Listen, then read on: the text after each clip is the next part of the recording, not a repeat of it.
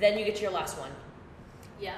Let's talk about that one. Well, talking about mishaps, I've had falls, I've had like a wrist injury, or I have ACL tear, or small stuff like that, which I thought was an injury, okay, and that's okay. Like, you get an injury and it's fine. I was like, okay, no problem, scars of victory, whatever. And then Kanchenjunga happened to me, and Kanchenjunga, everything was going pretty fine. Like, I was so happy.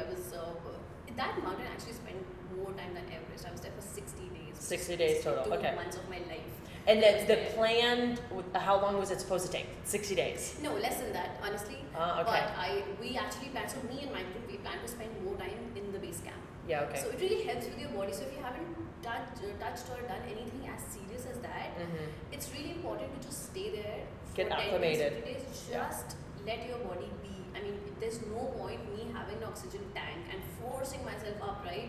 Because it's just against my body. My body naturally wants to breathe. So we actually learned a lot of breathing during that time. So when you are at the base camp, you are trained how to breathe. You are trained how to utilize most of the oxygen, speak less, which was so difficult for a person like me. Yeah, you speak less. I would probably, I'd be like, what, you want me to talk less? No way. Yeah, I know, like, why not to talk? Because every time I'd be like, hey, we are here. They're like, no, just avoid these things, okay? Just don't say, hey, hello, we are here, whatever. So yeah, small thing, how to take small steps and cover more distance. So, even if you, like, I'm a short person, so my steps are anyway short. But this is mostly for any average person, that how you can take smaller steps and cover more distance than trying to speed up yourself. So all of these things happen at the base camp. But so that mountain is 8,500 meters above elevation. Base camp's about what? Base camp is about, so there are two. Like, there's one at 5,200 or so. Yep. And then you can choose to go up to 5,500 as well. But we usually stayed at 5,200.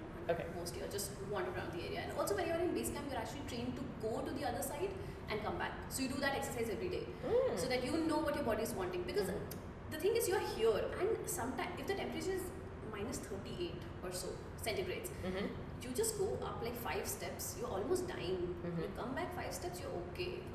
It's magic. Like, what your body is telling you is magic. Like, it just tells you to stop. But that's what you practice. So we actually spent 25 days on base camp training ourselves. Oh, okay. Right there, which was much longer, because all of us were so naive and so amateurs or whatever. Yeah.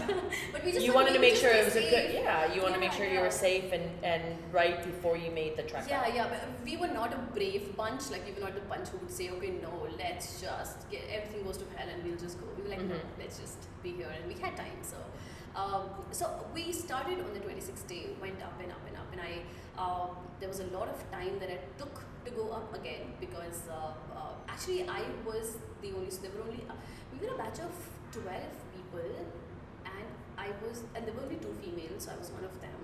And you know how it's very difficult with females doing all of these things for 2 months, because there's menstruation in the middle, then there's so much going on, and and having hard time to even pee. It's just so difficult to have your cycles up there, and then manage your moods, your hormones, and still having that kind of courage. And everybody advises not to take your pain meds. No pain meds, no medicines, unless it's really needed to have pain meds. But anyway, that gave me a lot of benefit later, which I'll tell you. So we started on 26th day, went up and up.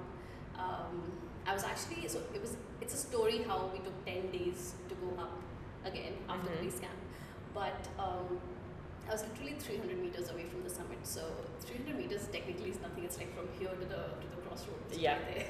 And I was like, no, this is actually happening. And the time that you take to sink everything, because your brain, you want to take it in. Yeah, you're getting less oxygen. I don't know if it's medically true, but I have always felt if you're getting less oxygen in your body, your thinking is a little disoriented. It is.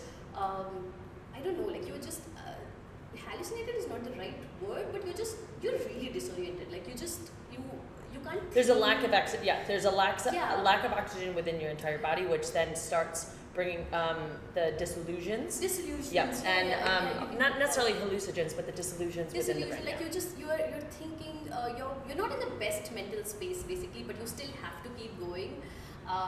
And this is where you hear people blacking out physically. Yeah, they're physically alert, but they don't remember anything. They don't remember anything. Yeah. Like I probably don't remember. Like I can't explain here what I was going through, but I know in my head what I was going through. Like it's just like you can see the flags there, and there's the summit, and you have to walk up till there, and somebody's telling you, somebody's just shouting from behind, it's 280 meters. Okay, guys, keep going. 270, and I was right at 260. And I don't know, some delusion, like it's the most stupid thing that I could do. Something happened in my head and I took off my gloves. And I just like, I started sweating so badly in my hands. Like my gloves, like so you wear 3 linings of gloves. There's this inner lining, then there's 2 more wind cheaters. And my inner one, I could feel that it's completely drenched in sweat because I was just so overwhelmed and nervous, and which happens to me all the time. Like I have anxiety like that. Like if I see something happening, my hands start to sweat, and I just took that off, and I did not realize it was minus 37, and it was 6 seconds or 7 seconds in, I got my first bites. Okay. Like right there. I mean, and what was do you remember what the temperature was outside? It was minus 34. Okay. It was minus 34, and because my eyes were a little open, like this is the only part of my skin that was actually exposed. So I didn't realize because everything else was closed. I was like, okay, no, I'm standing, right? And it's right, so it looks fine outside. So it's just okay, just take it off. And because till date people ask me were you trying to take a photo or a selfie? I was like, no. Are you kidding me? Like I don't even have a single picture from that mountain because I was just so like I was working so hard up there. I don't have pictures or a selfie for heaven's sake. No. Yeah. Not at all. So I just took them off, and within 6 seconds, and I took them off, and I fell, and then I broke a bone here, and all of this happened in, I swear to God, like what I can think, this happened in 30 seconds. Yeah.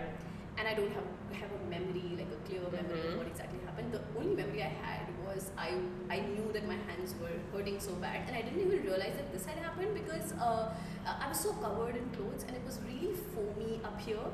So I thought this is just the the temperature pain. Like sometimes you just your body starts feeling very different. I was like, no, maybe it's just the negative temperature or whatever.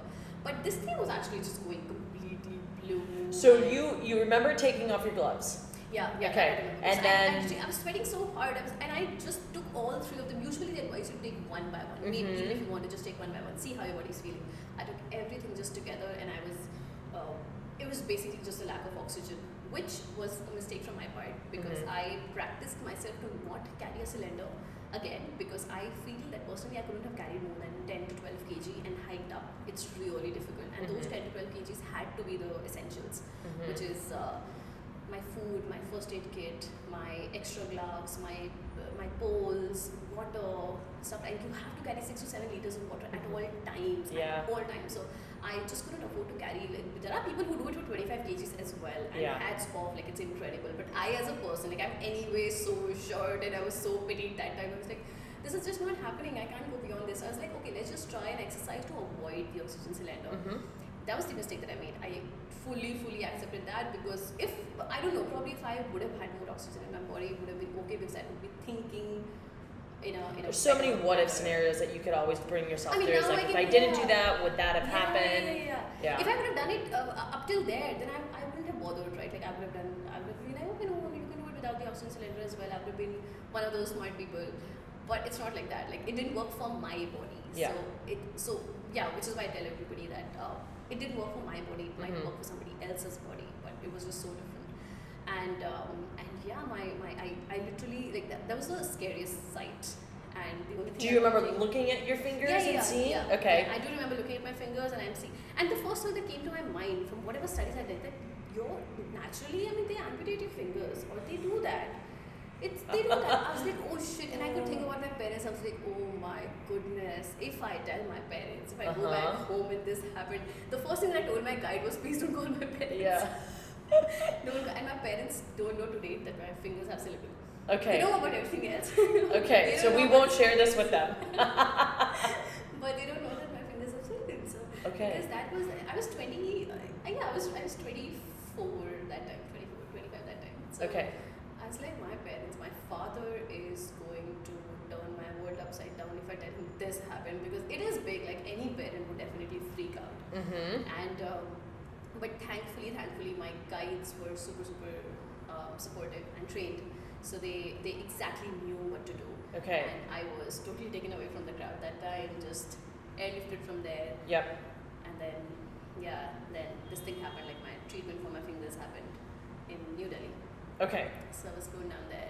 It took 15 days Yep. to heal myself completely. Yep. Get my Fingers and yeah. broken bone. Yeah, Okay. Yeah, totally. Were you put into a cast? But this one, I did. Okay. But this one gave me a less of a hard time. I had a little tear here as well. So this stayed purple for good 6 months. Like my, I don't know what to call it, but you can see those little nerves out from the skin. Okay. So they absolutely don't do any color. So they stayed like that for a good long time. Okay. But I was that exposure to the cold? To the cold. Okay. Yeah, exposure to the cold. So these did not give me a very hard time. It was easy. I wasn't pain meds, but fingers gave me a really hard time because now technically they were not mine. Yeah. Right? I had so much artificial going on. So my grip, even my grip today is a bit weird. Like it's very different. Like there are some exercises that I do. If I do it with my this hand, my brain automatically moves my this hand as well. So there's some sensory or some nervous connection which is not proper or whatever. Because I'm still training myself how to use my fingers nicely. I've always been so scared of not putting them down like that because they just turn outwards. Yeah. And so any exercise. So what about like even heat? Like heat or cold? Is there sensory inside? So like if you touch something hot, can you feel it? Yeah. Okay. I feel that because all of this is fine. Like this is real. The skin and all is real.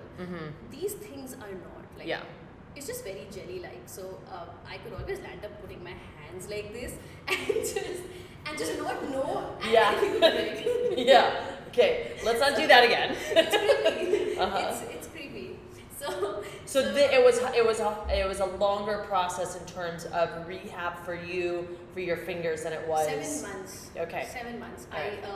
And they airlifted you. It's just to go back. They airlifted you once that happened. Yeah. Okay. Yeah. Because then there's no chance that you do anything else. And you're 270 meters away. Yeah. Okay. Yeah, I was 270. Like I was crying because of course there was a lot of pain, but I was crying. I was like, please just carry me there. Just take me there. Somebody just take me there. I'll just like do whatever that is. No, that would be cheating. How did I tell people? So people ask me to did you do Kanchenjunga? I was like, no, I attempted. I was almost there, but I just attempted. So it's just it's so more for me mentally. It was more difficult to get over that fact that I prepared for 25 days at the base camp. Yeah. I spent 60 days of my life working so hard, which I've never done before, and I couldn't go there.